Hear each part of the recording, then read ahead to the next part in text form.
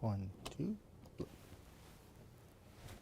All right, good Monday morning, everyone. Meteorologist Eric Burke alongside meteorologist Jeff Desnoyers. Thanks for joining us for Weather Extra at 10:30 on your Monday. Some of you already seeing some rain showers, a couple rumbles of thunder, a lot less lightning now with this line of storms compared to what we saw earlier this morning. But this will start to spread out from west to east as we go through the rest of your day. But let's look back on Easter weekend. Right. Called that one in, said, hey, we're due for a nice Easter weekend. I know years past we've had some cold ones, we've had some stormy ones, but not the case. Just a little bit of cloud cover both Saturday and Sunday, but yesterday really started to feel that humidity bumping up for the afternoon. Yeah, like a summer day for Easter.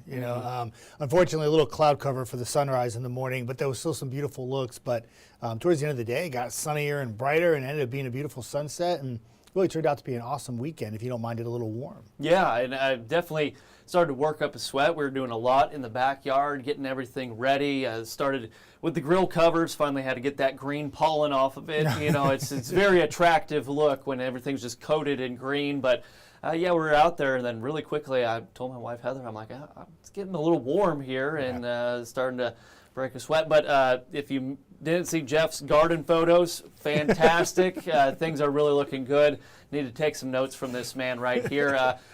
We've eliminated the drought that we've had all the way since the fall season. So that shows you how much rain we've seen kind of through the late winter period, 2 snow events, and then a lot of rainfall. But last week, that was 7 consecutive days that we didn't have a drop of rain anywhere across the area. And things are starting to dry out a bit, not to drought conditions, but you know, it's the spring. We're expecting some form of rain at some point, and we've got the opportunity this week. Yeah, I try to talk about this weekend. When you have an opportunity to get rain, like we have today, and we have Tuesday, Wednesday, Thursday, Friday, we'll talk about the 10-day coming up, but you got to hit on these. Because if you start missing on rain opportunities when you have such a good chance to get some rainfall, and it happens in April, you know what that means, domino effect in July and August. We start bringing the D word back, drought, and we don't want to get there. So when you have a chance to get rain in April and even into early May, you want to take advantage, especially if it's not going to be severe weather.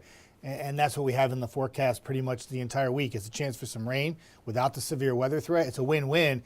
I mean, it messes up your mowing schedule. It messes up your golf game.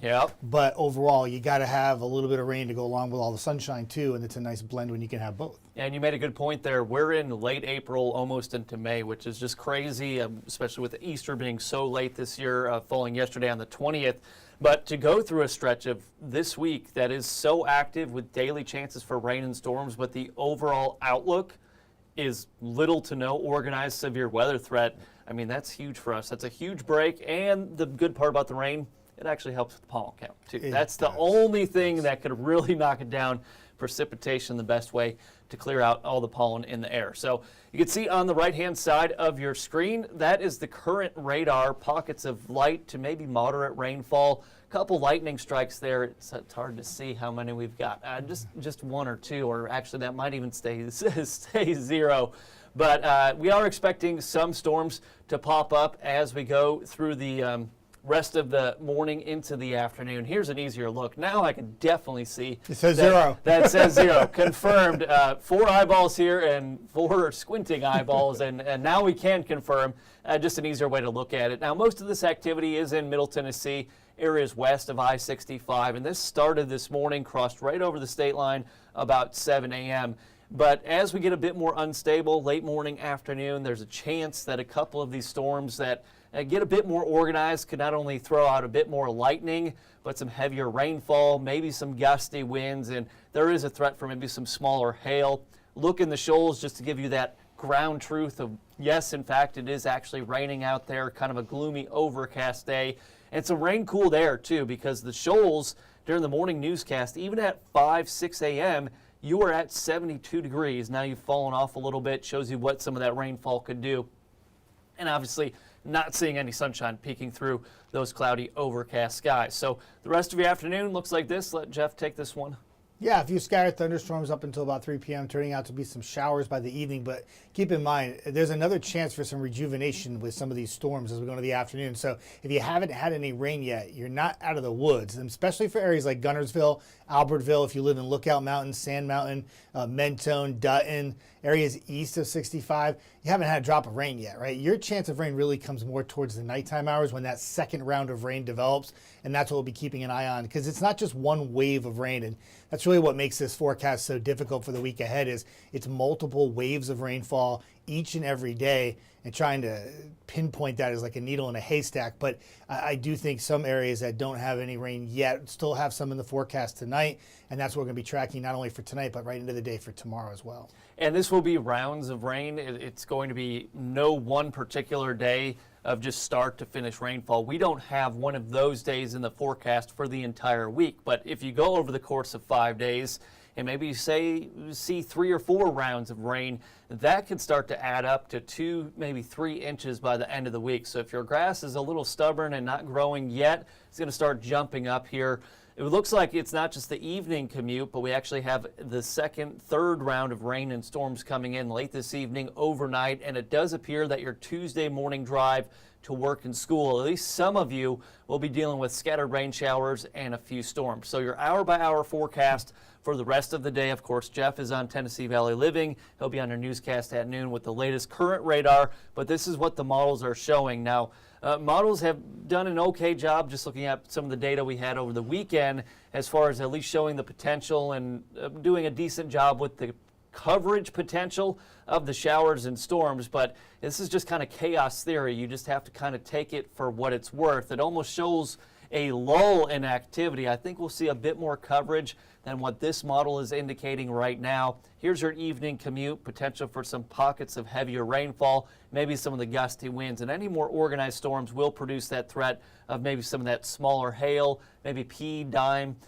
up to nickel size. If we do see a severe thunderstorm warning today, which isn't very likely right now, but it would probably be just for that mention of 1-inch diameter hail. And some of these wind gusts could be 40, 50 miles per hour, and that's enough to blow things around in the front and backyard, but also maybe knock down some tree limbs and some tree branches. And this is that second or third wave, kind of depends on how the afternoon goes, of what we're looking at as far as that overnight round of showers and storms into the very early morning hours and now 5 a.m. Still have some activity on the radar. It's just not going to be widespread, but make sure your student heading off to the bus stop tomorrow morning has that umbrella, put on their raincoat, maybe even the rain boots too. But it's going to stay very muggy as we go through the week. And part of the setup of this is there's the cold front that's coming through, but it basically just stalls out on top of us.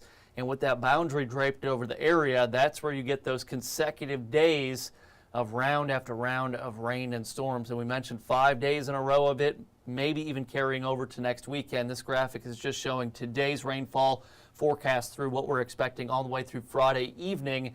And look who sees the most rain out of every other plot, with the exception being the Dallas-Fort Worth area, coming in at 4.5 inches of rain. This will be substantial, and things are going to start to green up. Low pollen count, that's the good news, but you know, we've got a lot of baseball, we've got softball, you've got soccer, so many activities. And this weekend, Jeff, we've got Talladega, we've got Panoply. There's just a lot going on this time of year. You know, spring is in full swing. Yeah. Had that backwards there. But this is what we're looking at for the next several days. And you kind of just see that percentage. No one day is going to be start to finish rainfall, but every day will bring that threat of scattered showers and storms, mostly for the afternoon hours. And the Trash Pandas are back home too. They kick off their homestand on Tuesday. You know, if they can get that game in Tuesday, then they have that education day. I don't know if anybody's ever gone to the Trash Pandas for an education day. They bring a bunch of buses in. It's a lot of students, and they do a whole big thing with some of the local schools. And it's a great program that they do. They do like 2 or 3 home games in the mornings on Wednesdays in the first month of the season. And that I think it's 11:05 first pitch on Wednesday. If the storms hold off into the afternoon, the game gets played. And if you're lucky enough, like Jeff Desnoyers, to have the day off, you might go get some tickets and sit out in right field and kind of chill out and watch the Trash Pandas play. And that's going to be a challenge for the Pandas this week, is trying to get their games in. Just like if you're trying to get that round of golf in, is finding on what day those storms are going to actually impact the area. And we'll be watching that very closely, obviously. And even the model that you just showed, I could sense when you were watching it come back, it's actually changed in the last update since we just made that graphic about 20 minutes ago. The new run came in, and that burst in the afternoon wasn't quite there, and it kind of pushed it back a bit more to the evening. And that's what can happen, and where those clusters of storms develop and how they work across the Tennessee Valley time-wise will make a big difference in the forecast. And it's subtle, but it's a big change. And these models, you just have to kind of take it for what it's worth. Does a great job with cloud cover, temperatures, but as far as kind of the chaos theory of forecasting that convection, it's more, okay, it's at least showing storms. We know we will have storms. When and where, that's the difficult part. Trash Panda homestand.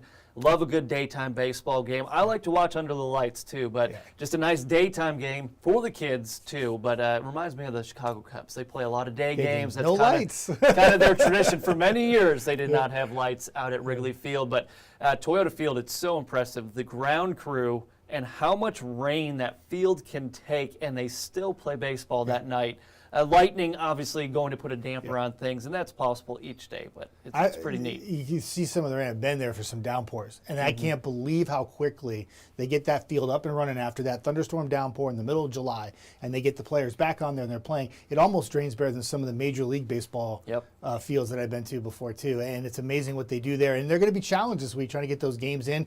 Panoply always has a history of severe weather and thunderstorms. Last year, it played out nicely. I was there as a volunteer at the gate, and it was a little breezy and a little windy. And one of the people that were there with their booth, they're like, could you stop the wind? I'm like, come on, there's no severe weather. And look at all these people out here. This is great. And hopefully we can maybe dodge those storms on Saturday, and maybe it won't play up as much, and we can have a decent weekend for Panoply. And this is the time of year. It's not just spring, but right into summer. So many different events take place, and you want to try to make sure you get those events in. But when you get a forecast like this, it's a very big challenge for us to time it out and let you know when you can get out there. And there is some indication, which this is good news, is that the weekend is trending a bit drier, at least compared to the Monday through Friday period.